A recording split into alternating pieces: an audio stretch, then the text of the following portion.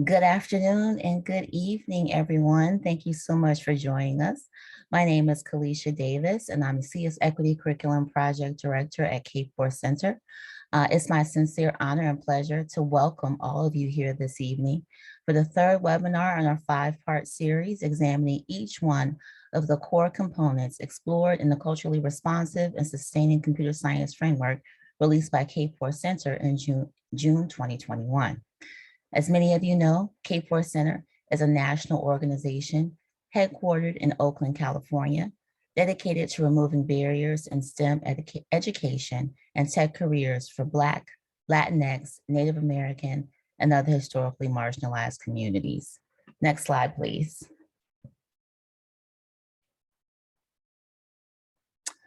Part of what we've established as an organizational practice at Cape Force is the acknowledgement of Indigenous communities that have held relationship with the land that our organization occupies and the historical and ongoing legacy in this country of colonialism that has spanned for generations. We hope to engage our colleagues, partners, and communities in discussions, events, and activities that elevate liberatory practices for communities that have been historically marginalized and continue to be marginalized throughout the United States. Next slide, please. With that said, this webinar is a virtual convening created to inform the Equitable Computer Science Curriculum Initiative, a national endeavor launched in 2020, designed to cultivate meaningful approaches to creating more culturally responsive, asset-based, and sustainable practices in K-12 computer science education. To learn more about our work, please be sure to visit our newly designed website.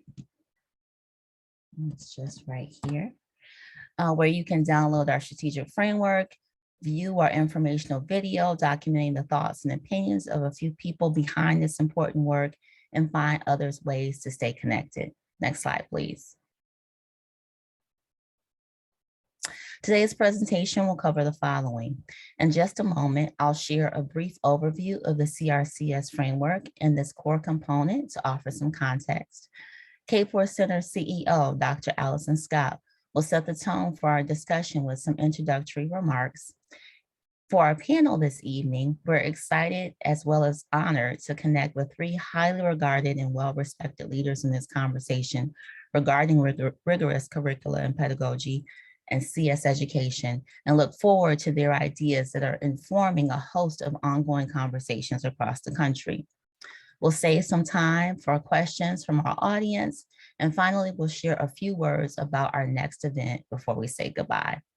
While you're listening, if you have any questions for us over the course of this presentation, please feel free to drop them into the Q&A box, and we'll be sure to address as many as we can. Next slide, please. In June of this year, we released the first iteration of a comprehensive framework that offers insights to the field while underlining the critical need for culturally responsive and sustaining practices within K-12 computer science in the K-12 computer science classroom. This work lends to an intentional and persistent investment in Black, Latinx, Native American, and other historically marginalized students and communities. And this resource is research-driven, as well as developed and reviewed by a national collective of well-informed and recognized leaders in the fields of K-12 computer science education, racial equity, social justice, community building, technology, and a variety of relevant disciplines. Next slide, please. The CRCS framework offers two key elements: a shared definition of culturally responsive sustaining computer science pedagogy, and an articulated set of core components for implementing culturally sustaining computer science pedagogy in school communities. Next slide, please. This slide articulates our shared definition that aims to move beyond simply providing access to computer science courses to ensuring that every student has the opportunity to be inspired and thoughtfully engaged in ways that speak to their interests, identities, and cultures, and validate their place in the CS classroom, as well as the entire computing world. Next slide, please. This slide illustrates our 6 core components. We hope that each of these will serve as a resource to educators and help directly inform their instructional practices, curriculum development, and approaches for implementing equitable opportunities in K-12 computer science education. Next slide, please. With that in mind, the third core component is what we're here today to unpack, which first involves educators ensuring that their curriculum is in high quality, rigorous, challenging, and aligned to state and national standards. They also want to ensure that it incorporates discussions about the history of communities, as well as other activities that honor students' ethnicities, cultures, interests, and passions, and that it equips students with the skills to culturally examine technology and interrogate its role in society, among other intentional practices.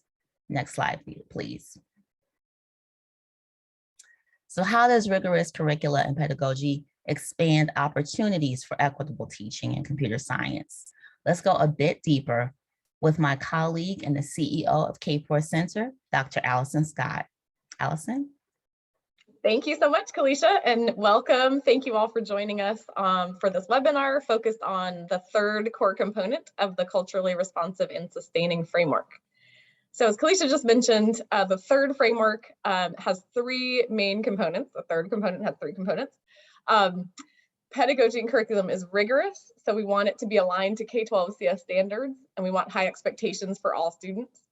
It's relevant, so it's authentic to students' experiences, interests, and cultures. And it examines current and historical socio-political context within which CS is situated.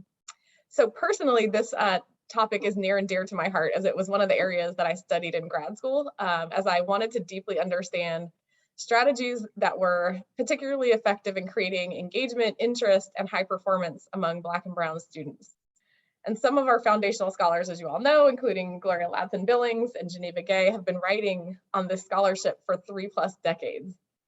In computer science as a discipline, though, I would argue that we're still in an evolutionary phase in terms of how we think about the content that students have to master, and equally important, how educators will engage with these students and the pedagogical practices that they will employ within classrooms. So 3 questions that then align with our 3 components. What does rigor mean in computer science? What is relevance in computer science? And how do we build socio-political and critical consciousness within CS classrooms?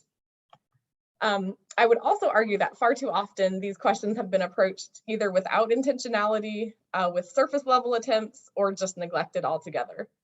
But we've also heard continual interest in these questions from members of our CS education community, and are so glad that you are here to join us. And I could not be more thrilled to have 3 leading experts to help us unpack these questions. So thrilled to have Dr. Nikki Washington, Dr. Sapir Vakil, and Dr. Tia Madkins. And I will kick it back to Kalisha for some introductions and ensure that we can get the most knowledge from these amazing panelists that we have. Wonderful. Thank you so much, Dr. Scott, for providing that important context. So let's get to it with this amazing panel. Please allow me the privilege of introducing our 3 distinguished guests. First is Dr. Tia Madkins, who is an assistant professor in the STEM education program and Department of Curriculum and Instruction in the College of Education, and a faculty research affiliate with the Population Research Center and the Center for the Study of Race and Democracy at the University of Texas at Austin. Her research focuses on supporting teachers to engage humanizing and equity-focused pedagogies and to transform STEM learning environments for minoritized students, especially Black girls. Her research in computer science education specifically focuses on supporting in-service teachers to understand and implement culturally relevant teaching practices in out-of-school time settings. She taught pre-K-8 students in LAUSD and OUSD prior to earning her PhD in education at the University of California, Berkeley. Welcome, Dr. Madkins. Thank you for being here. Next is Dr. Sapir Vakil, who is an assistant professor of learning sciences in the School of Education and Social Policy at Northwestern University. Previously, he was assistant professor of STEM education and the associate director of equity and inclusion in the Center for STEM Education also at the University of Texas at Austin. So we're hearing those professional connections already. He received his PhD in the education and mathematics, science, and technology program at UC Berkeley, and his BS and MS in electrical engineering from UCLA. Welcome, Dr. Vick. Last, but certainly not least, is Dr. Nikki Washington, who is a professor of the practice of computer science at Duke University and the author of Unapologetically Dope: Lessons for Black Women and Girls on Surviving and Thriving in the Tech Field. Her career in higher education began at Howard University as the first Black female faculty member in the Department of Computer Science.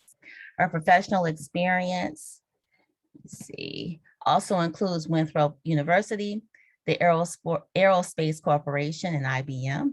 She's a graduate of Johnson C. Smith University and North Carolina University, becoming the first Black woman to earn a PhD in computer science at the university, and a 2019 Computer Science Hall of Fame inductee. Welcome, Dr. Washington, and thank all of you for being with us this evening. Awesome. So let's set the tone for this discussion. We want to have a conversation among all of our panelists. My first question are, what are the key characteristics of a rigorous computer science curriculum?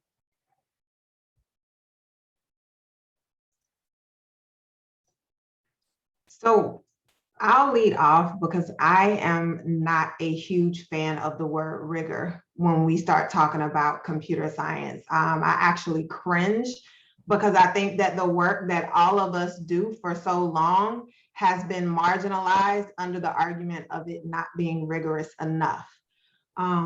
So for me, if I were to use the old language, I think rigor is relative, and how we start to look at that from my perspective should be to incorporate it from the definition of being thorough, right? And thoughtful and intentional. And that has to imply that we're not looking at just the technical know-how anymore, but the human side, the societal impacts. And so for me, it is not a rigorous program unless it has done a thorough job of incorporating all of these pieces of the puzzle outside of the tech computational thinking piece, which everyone tends to focus on tremendously. I love that. Thorough, thoughtful, intentional, human, ensuring that we get away from some of the ways in which we marginalize young people within the education sector. Dr. Matkins or Vakil, do you have any additional thoughts about what Nikki or Dr. Washington just shared with us? I'll just add a quick bit. I think I want to agree with Dr. Washington in terms of pushing back against the kind of ideology of rigor. And actually this connects to something that you mentioned, Dr. Scott, in your opening remarks around we are in a very particular moment in the kind of life cycle and the evolution of computer science education. And so the way that we frame the discipline and the way we frame the curriculum and the content is going to shape what computer science education is going to look like. And so I think we should be very careful to not, just take old labels or old ideas and apply them into our current context. With that said, I think if we're talking about thoroughness and thoughtfulness, then yeah, we call it rigor or something else. I think making sure that the curriculum that we provide our students, our most marginalized students in particular, should be challenging, intellectually challenging. I was in a conversation with a friend and a colleague recently, reflecting on our parents and the kind of critiques that our parents may have had about the education that we were receiving. I'm from Iran originally, so immigrant background, and I'm thinking about my father, in some ways a stereotypical Iranian immigrant father, and I don't remember any critiques that he would articulate about the nature of my schooling, except for the fact that there was this constant mentality that he had that whatever the schools were providing me wasn't really hard enough. and it was like this, you know, what you're getting is, you know, in terms of homework and exams, they're not really respecting your intellect. It's and it wasn't that he viewed me as being, you know, super intelligent. He kind of always said, you're average and you have average capabilities, but that you should expect more of yourself. And so there's something there around holding our students to a very high regard, but not, you know, taking that discourse of rigor, which has been weaponized against equitable and transformative education. I certainly appreciate that. What type of intention, information, or interest does someone need to have, specifically when you think about curriculum writers and developers, and we're thinking about this different type of language, something that is thorough, something that is intentional, that addresses the human side of students and educators and folks in school communities? Like, what does it take to be able to create something like that can be useful in schools?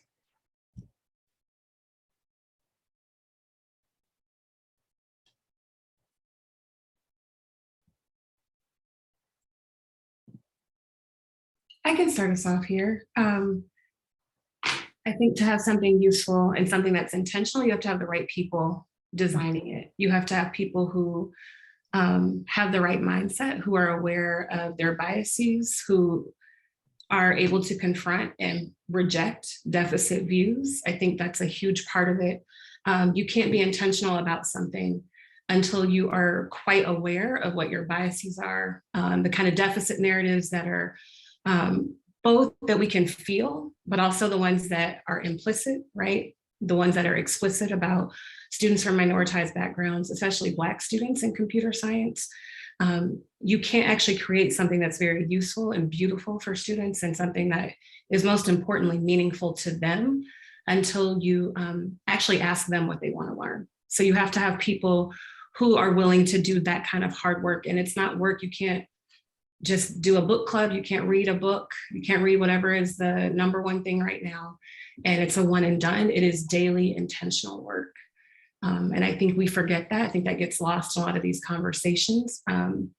This is work all of us on this panel have been doing for a long time, and we have to do that work, right? There are things I've had to unlearn. And so I think that's really important that we center the students in this as well.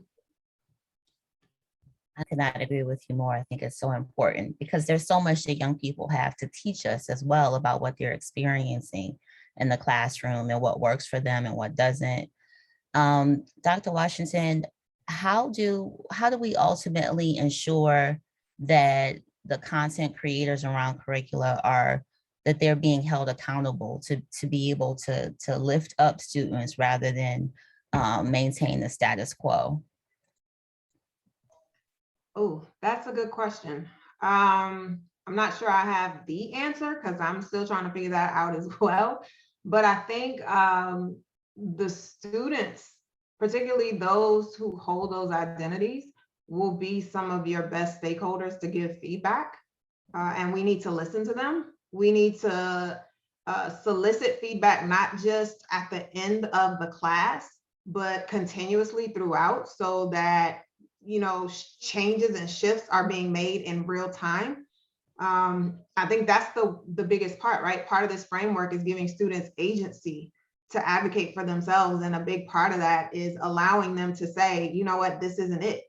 And also, I think to Dr. Matkin's point, you also have to have people who have done the learning and the unlearning already from the educator side, who can also look in and say, yeah, but no.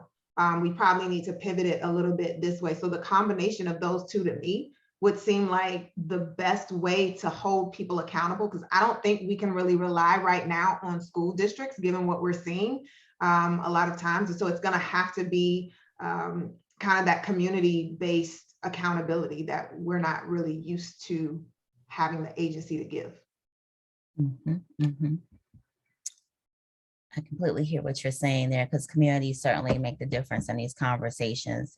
As I continue to understand this work, I realize that really is a big part of how we can address this in a more thoughtful and dynamic way. Dr. Vick, What are some examples? Do you know of examples of curricula that center their efforts on students that have been historically marginalized, that work a little bit better, that offer more meaningful levels of engagement? Thank you for that question. And we might have a guest appearance in a bit. My 4-year-old son is Totally hanging welcome. out with me down here. I think part of this question around community accountability and curriculum for me, before kind of thinking about specific examples, is there's a real opportunity to recognize the work of community-based organizations doing a lot of innovative kinds of tech education work. And oftentimes what ends up in the school districts, as you pointed out, Dr. Washington, is can be limited, right, to curriculum developers coming from a more traditional computer science background. And I think right now, given this really, I think, profoundly exciting moment in the field of tech ethics, right? You have so much societal pressure and critique of big tech. You have superstar scholars like Ruha Benjamin and Sophia Noble and others who are helping us as a society understand the way that technology is entangled with systems of power and ethics and et cetera, that those kinds of content areas should be incorporated into the computer science curriculums that we are starting to bring into the schools.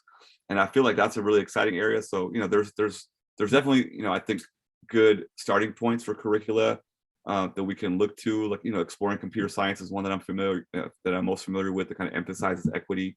But I feel like, we need to not be satisfied with even those existing frameworks, because there's a lot of innovative stuff happening in the out of school realm. I'm thinking just off the top of my mind, programs like Youth Radio and CompuGirls out of ASU. There's many others. I'm sure I'm leaving a ton out, but there's a lot of innovative stuff happening in informal learning contexts that I think we should be paying attention to, because they are thinking differently about the content of the curriculum, and it's not just about for loops and object-based programming, but it's how are those kind of traditional disciplinary ideas interwoven with ideas around politics and ethics and racial literacy, et cetera. So I think that, again, this is a very critical moment, because we're going to start becoming fossilized in our approaches, and we have a real chance here to kind of think differently about what's the curriculum that we want to kind of center. Mm-hmm. I agree. I think this is such a critical moment for us to be able to take advantage of this opportunity to change the dynamic. It kind of reminds me of like when civic activism was at the center of some of the learning for young people, and being able to leverage computer science and technology to help engage young people in those really important conversations.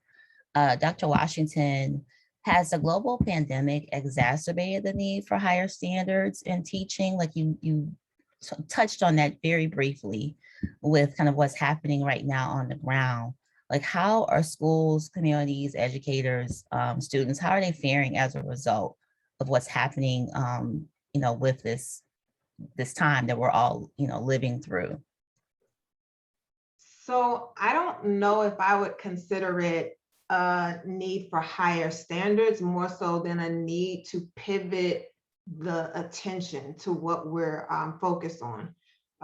Because I think we're seeing there's so many inequities and inequalities that have been put on full blast as a result of the last 2 years. And computing has in some ways helped. So if you look at how the Black Lives Matter movement, how even the use of cell phones was pivotal in the conviction of Derek Chauvin, for example, and calling attention to police state-sanctioned violence. But at the same time, you see also the ways in which it's being very harmful. So the facial recognition technology that's biased against certain people, and all of these other instances of issues that are coming out right now due to Facebook and Instagram. So I think all of that has exacerbated the need for us to say how we've been doing this is completely wrong. And instead of looking at higher standards, we need to say that the standards that we created don't work. They're not solving the problems that we need to be solving. They are designed to exclude. They have always been designed to exclude. And so if we're going to make this shift, leveraging, thank goodness, social scientists like Dr. Benjamin and Dr. Noble, who give validity to what those of us like this panel have been saying for our entire lives and careers, we need to not let people take their eyes off the ball right now. And so we need to make sure that everyone is leveraging what's happened and saying, we can't let it happen again. So we have to change and disrupt everything that we've known to be true in this field, which, like Tia said before, requires unlearning, right? All of us had to unlearn a lot over the last 5 years, let alone 2. So in order for us to really make the change that we want to see happen, we have to disrupt how we're teaching computer science as a whole, which means the standards that were set can't be the standards anymore because they don't work. Excuse me.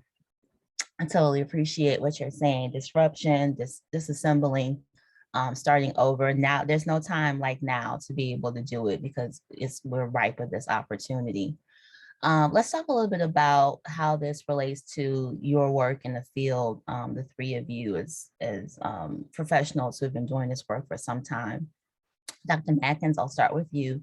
You focus much of your time and energy on equity-focused pedagogies that transform STEM learning environments that for the students that we've been discussing this evening.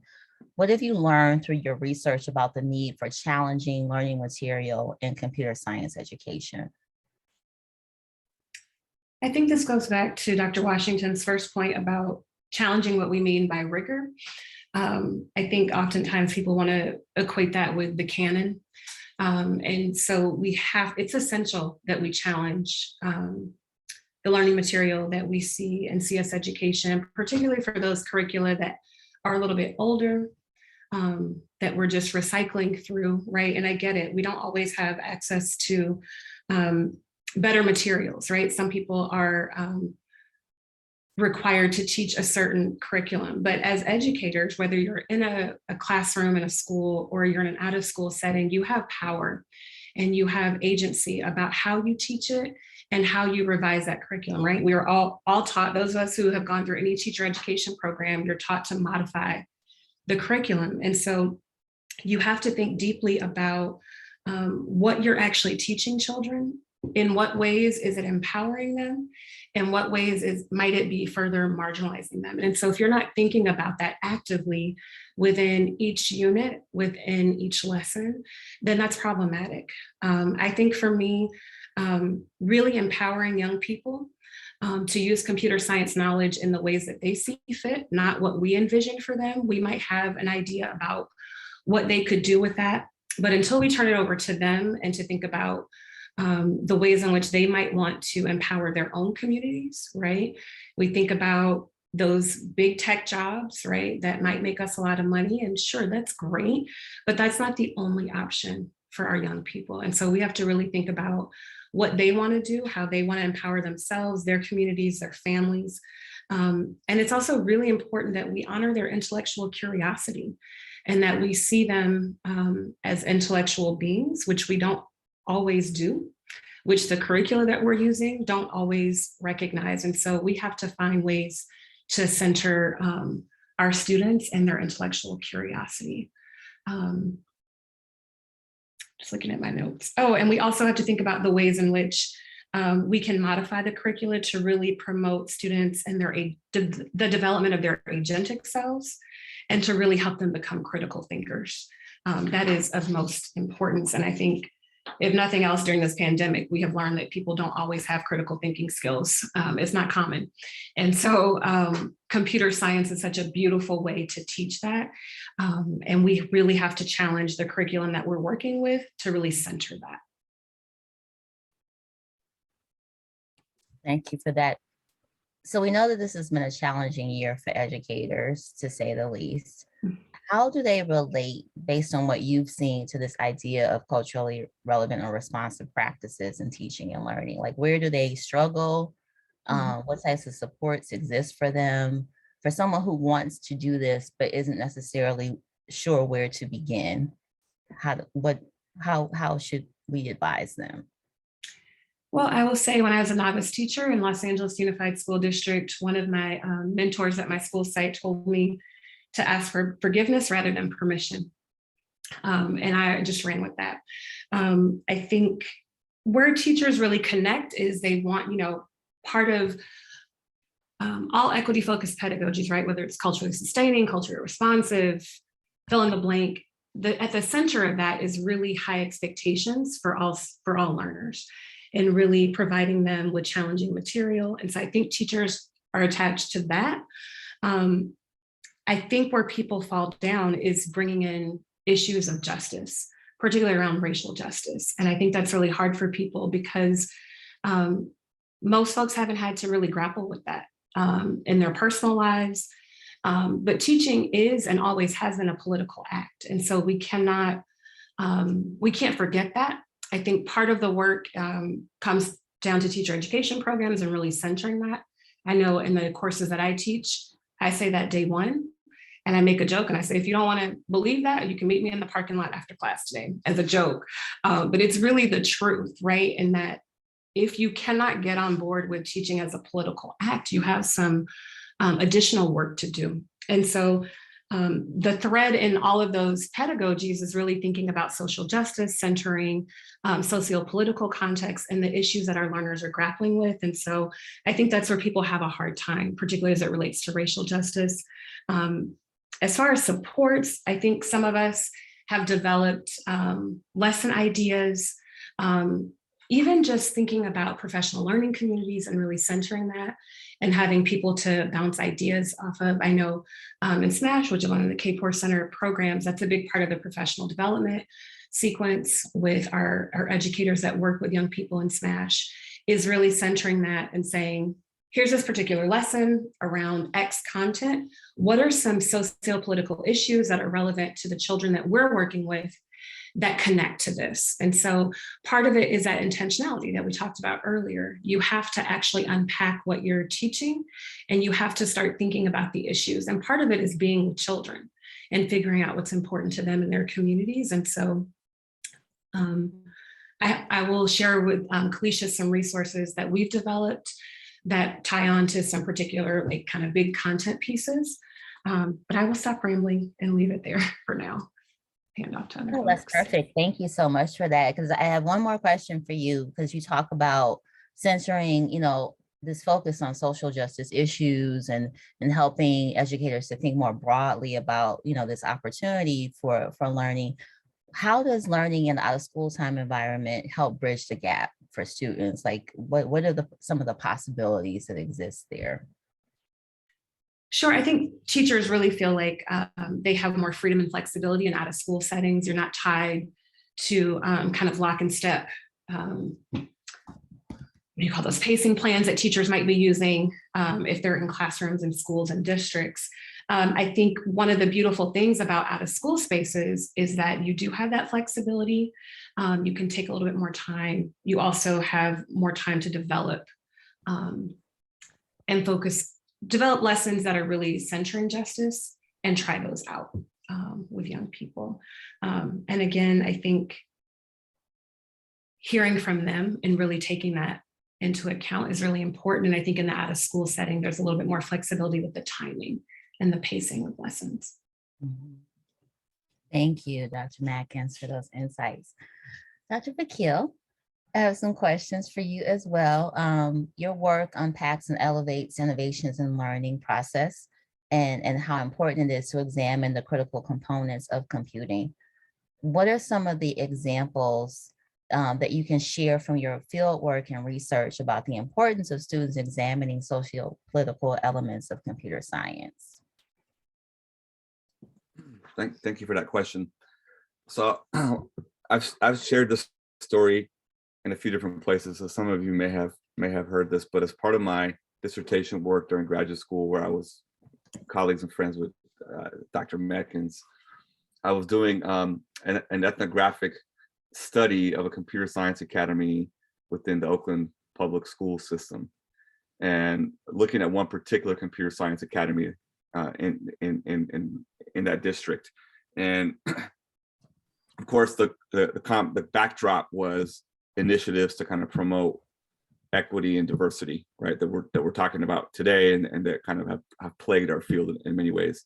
And what was interesting was, as I'm doing my dissertation, with my cheap little PhD camera recording the classrooms, the district enters into a partnership with Intel, and the partnership was to promote CS education, in particular to increase the number of Black and Brown students in Oakland Unified participating in computer science. And it was ushered in by Jesse Jackson, right, civil rights icon, and his brand and his name further drove home the point that this kind of partnership and the push towards CS in the Oakland Unified School District was an equity move, was a move to kind of get us closer to racial justice. And it was really intriguing, right? All the dynamics around that. And there was a big assembly that happened where the project was kicked off at the high school that I was at. And Jesse Jackson gave a speech to the auditorium of around 2,000 students, predominantly Black and Brown. And in this speech, if you're familiar with how Jackson speaks, right, he has a very rhetorical, kind of classic rhetorical style, right? And he at one part of his talk, he turns to the students and says, you will learn how to code, right? And then he asks the whole auditorium to, we will learn how to code. And he says, we will stop the violence, right? So it was an awkward moment. You have an auditorium full of young people of color saying, we will stop the violence. And then again, we will learn how to code. And again, they awkwardly repeat the phrase, we will learn how to code. And then he says, the goal is Facebook, the goal is Google, the goal is Microsoft, or something like that, right? Really kind of making plainly visible the kind of political objectives and agendas that were framing it. And there was a moment in my dissertation where I said, it wasn't part of my design, but I said, oh, this is a kind of an interesting moment to talk to the students in the classroom to get a sense of how they're making sense, to kind of Dr. Matkin's point around really hearing our students, how they were making sense of these connections. And I'm just going to share with you all the reflections of one particular student who I ended up following and doing longer kind of a case study on in my dissertation. She was a young Latina student in the Computer Science Academy who was one of the top students in this academy, right? She definitely had an identity of herself as a coder, as a hacker, and she embraced that. But it was an uneasy sort of identity for her because she also had a very pronounced identity as a woman of color and as an Oakland resident and as a very politically minded student. So she was reading bell hooks and other kinds of texts in high school, right? And she was in different book clubs. And she kind of had a chip on her shoulder about the Computer Science Academy, right? And there was one quote that I'll just share that kind of, I think, exemplifies the kinds of tensions that she was carrying. And she said, I asked her what she wants to do after high school. She said, well, I want to go into tech and I want to go into computer science, but I don't want to be a sellout. So I ask us to really reflect on that. Why is it? What is happening? Where does that message come from? That a student who's gifted, who's academically prepared, who is the exact kind of student that we want to, bring into the STEM field of computer science, is grappling with these kinds of tensions, right? And so I think that we, as educators and as education researchers and thinking about educational policy, we need to start thinking about the kinds of values that are associated with the field of computer science, where those values come from, right? And essentially, when I did further work, it was interesting. The students in that particular school, right, they were aware of the politics of gentrification, and they're aware that these tech companies that are driving displacement and driving gentrification in their communities, right, the big tech companies that now there's so much critique of, and in some cases resentment towards, these same tech companies are the very ones that are involved with creating curriculum and funding computer science. And I don't want to create like a binary logic, like it's the evil tech companies trying to shape computer science in a particular way, but there is something to that, right? And there is something to those companies getting involved, even if it's in the name of equity that is doing something at the symbolic level, at the ideological level, where students are starting to say, hey, it's like, do I want to be that kind of person? Maybe I don't need to go into CS. Maybe I need to go into a different field. And so I think we really need to kind of take account of the politics and ethics of our field and think about what that means for students' identity development, not just their racial identity development or their gender identity, but also their political identity development. Because young people are developing a sense of who they want to be, the kinds of people they want to be, the kinds of issues they want to take on. And if those sets of ideas are incompatible with how they perceive the fields of computer science and engineering to be constructed, then there's a really important problem for us to kind of take on as a field. So that's something that I want to just highlight, and I'm curious to know, if that resonates with other panelists.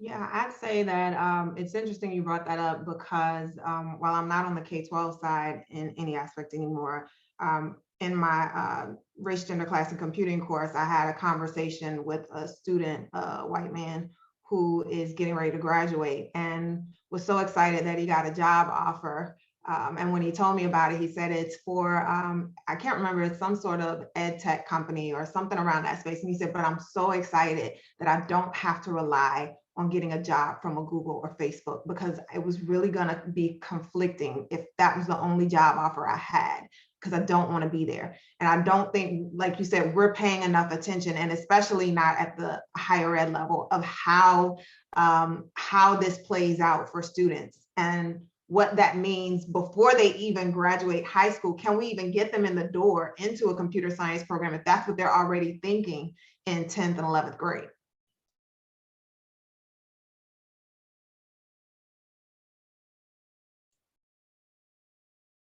Totally appreciate that. No, go ahead. I can just do a quick follow-up. One thing that I'm hopeful about and excited about is I'm seeing in the undergraduate students at my university, in the School of Engineering and in the School of Computer Science, I'm seeing a heightened interest and a greater passion to think about how what they're learning, right? And it's coupled with a dissatisfaction with their disciplinary courses.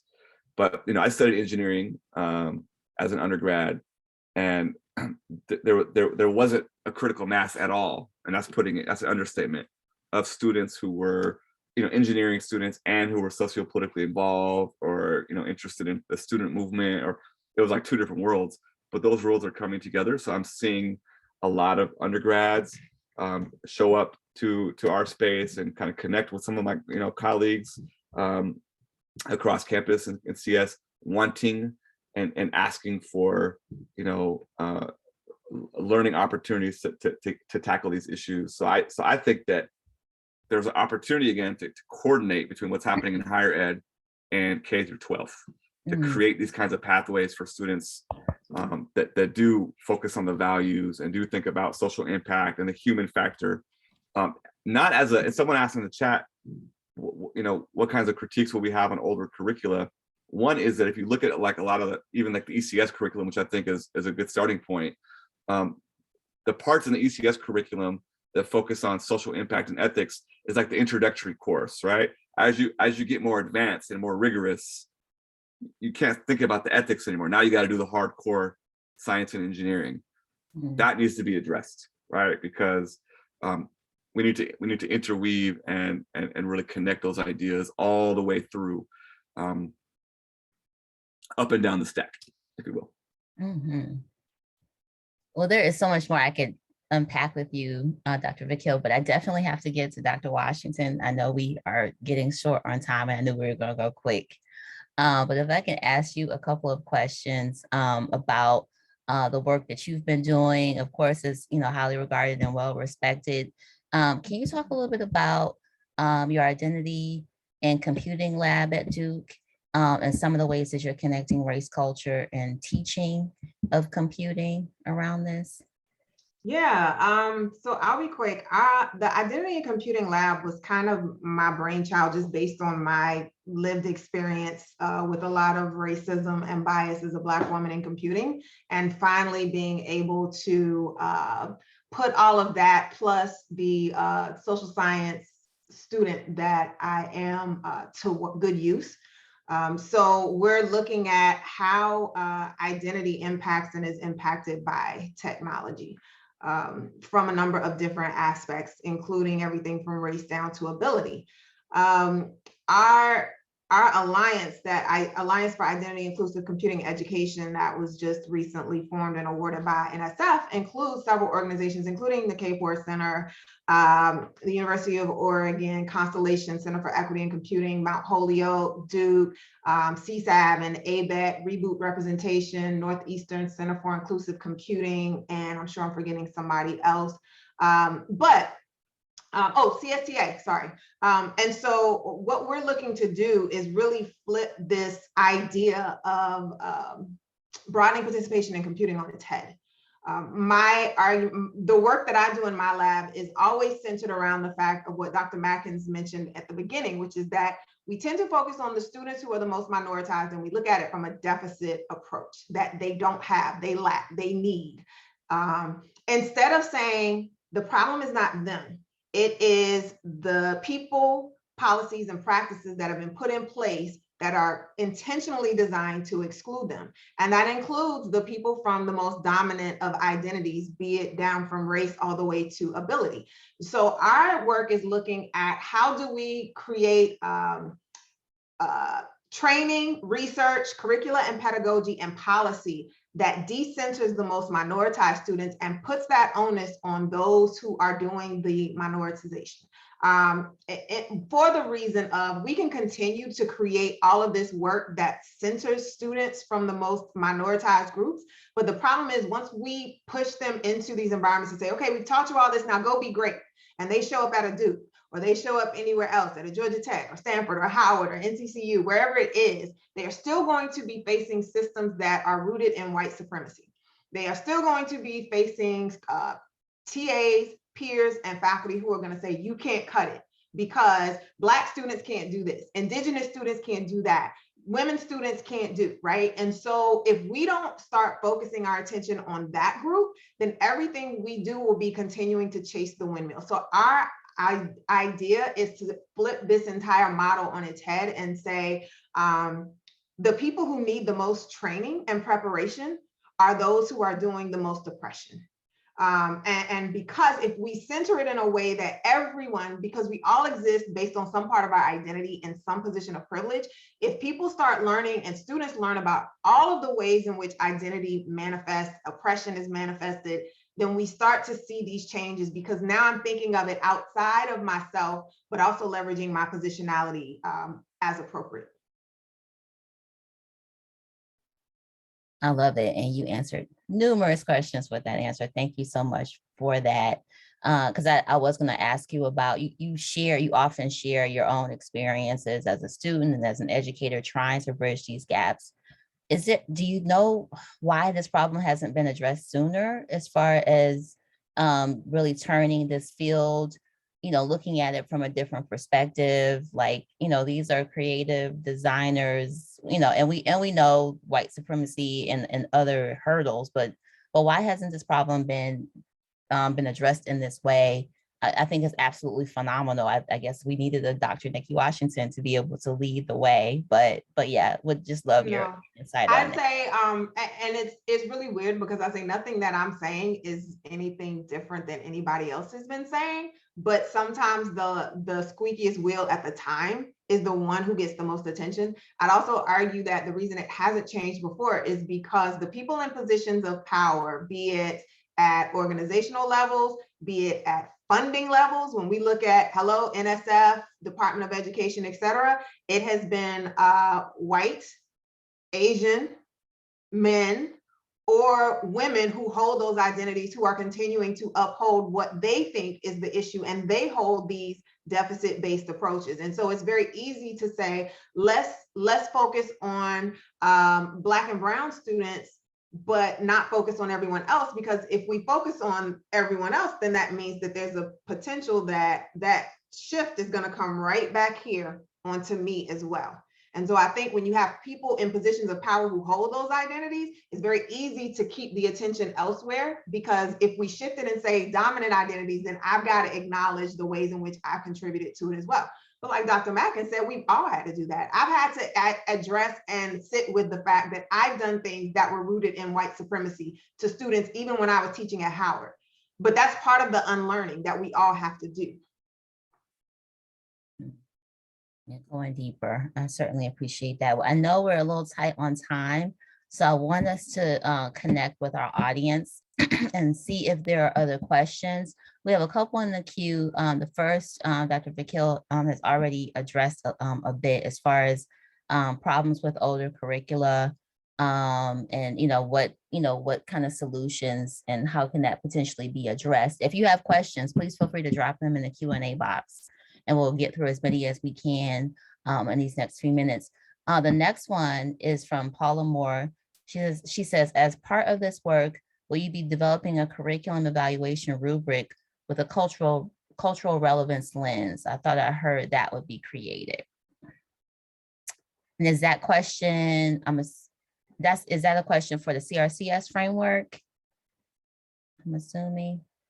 And yes, and so the answer is yes, we will be creating a way to be able to examine that from an evaluation perspective.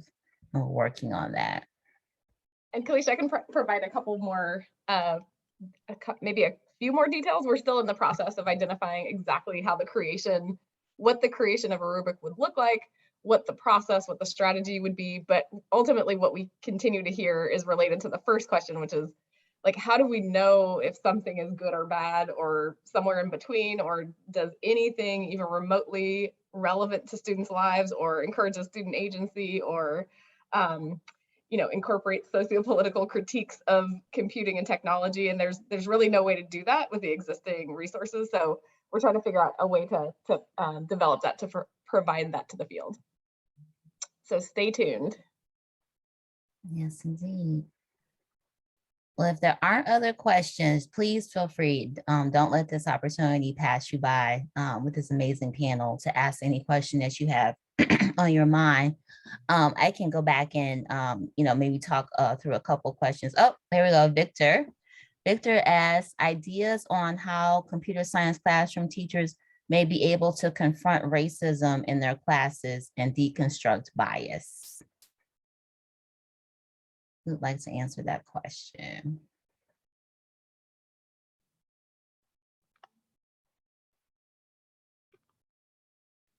Can you say it one more time? Yes, sir. So ideas on how computer science classroom teachers may be able to confront racism in their classes and deconstruct bias.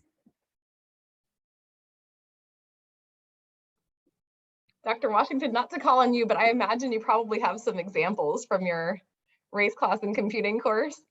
One of the things that I'm thinking about is how instructors play a role between student interactions. So disrupting interactions that you see that might be problematic, whether it's language, whether it's exclusion, things that are happening inside of classrooms that may or may not have anything to do with the actual content being taught, but the behaviors of students within classrooms. So I'll be honest and say I have not had it in the actual lecture part and discussions, because it's set up more as I'm kind of the facilitator of the conversation, but we always have these house rules that guide every conversation, and the students agreed on what the house rules were at the start of the class, which I think helps all of them commit to them. I have seen some language sometimes in reflections that is concerning. And I think it's been important for me to give the historical context of why this is a problem and why you should not address that. I also have seen this happen, which racism on display takes many forms. So I can say that, for example, I've had students in one of my other classes who call me Miss instead of doctor or professor. And so that becomes a teachable moment for me to explain how not giving Black women faculty, especially the proper deference in higher ed, is rooted in Black people not even getting any honorific due to slavery and Reconstruction. And there's a podcast that Code Switch did on when Miss meant so much more, which is around a Black woman in Alabama who went to the Supreme Court and sued for the right to be called Miss. by the courts, and she would not address them until they did so, and she won. And so when I talk about it in that context and say, you know, there was a time when I could not, and Black people could not even look white children in the eyes and had to call them Miss and Mr., but had to be called by our first name or worse. That kind of helps to address some of those issues of racism that are more implicit and nuanced than explicit, but they still are rooted in this idea of white supremacy as well. So having that historical knowledge, which is important for every educator to know, and not just the Black educators, is important. And I think that a lot of times when people ask where to start, I say, you know, we tell students all the time, Google is out there. There's a ton of resources and books available. Just start there, start learning, follow some of the people who are doing this important work on social media, see who they're related, who they're sharing, and start going from there. Pull up some of Dr. Vick, Dr. Mackin's papers, for example. Look at the reference list and start learning from those individuals as well. Thank you so much, Dr. Washington, for sharing that. There is another question that has come in.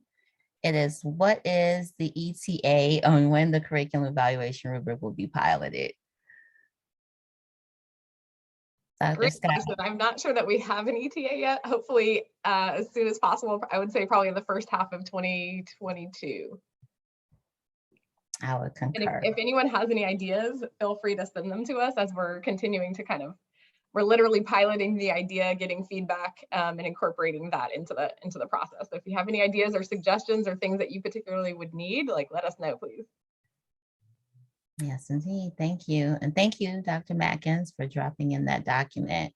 Certainly appreciate that. That's very helpful. Let's see. Okay, so we've got a couple minutes left. Maybe close it out with some thoughts from each of our panelists about maybe some of the most important lessons that you've learned around making culturally responsive practices and education real and sustainable. Like what can people take with them as they leave this presentation? What kinds of ideas do you have around that?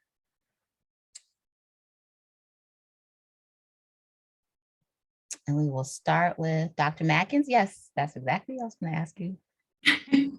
I will just say, be transparent, especially as an educator working with youth in K-12 classrooms and in higher ed. There's so much I've had to unlearn and so many things I've had to say. I've had children tell me, "You're too white for us." And I said, "Me? My mama Marshall Dr. King, my daddy had the KKK surrounding his farm, blah, blah." But I was too white for them. And that was hard for me to sit with, but I sat with it and I came back and things were better. And so you can never be above reproach, I guess, is the best thing I can think of for navigating this pathway. Thank you for that. Dr. Vick, you have any thoughts as we at the end of our presentation? No, I just want to say thank you. It was an honor to be on this panel, and I learned a lot from the conversation. And you know, it's an incredible time. I guess I can share one thing. Dr. Sophia Noble I was able to watch a presentation she gave recently, and she had a slide up that had 3 phrases, and it really made you think. Big cotton, big tobacco, big tech.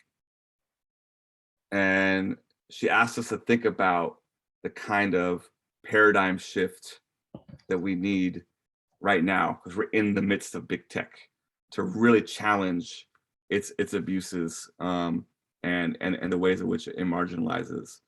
And what it made me think of and get really excited about in relation to the conversation of this panel is that, okay, well, for a paradigm shift to happen, a lot has to, there's a lot that goes into that, obviously. But at least a part of it, I think we can be sure that at least a part of it has to do with what happens in CS classrooms, K through 12 and undergrad. So if we can start to think about our collective work around contributing to a monumental paradigm shift, and how future citizens are really understanding the power and responsibilities and impact of big tech, I think that, I think our work is cut out for us. it's beautiful because we have community, and as Dr. Washington pointed out, there's a social media community that's focused on these issues. There's educators, there's activists, and so I think it's really up to us to kind of make the connections, write the grants, do the partnerships with folks like Kapoor and other great organizations doing the work, and and be humble, like Dr. Mack has reminded us. Thank you so much. Well said. Dr. Washington, any final words before we part? Yeah, don't be afraid to make mistakes. And that's part of the process. That's all I'd say. Love it. Thank you all so much. This has been really a truly enriching conversation. Everyone, we want to thank you all so much for being a part of this discussion. Feel free to stay in touch with us. Hit us up on social media, send us a note. Let us know your thoughts and opinions about what we discussed this evening and additional questions you might have specifically about this project work. Next slide, please. So in the next part of our series, we will unpack the fourth core component of our framework, which is celebrating the dynamic opportunities to engage students as leaders and partners in this work.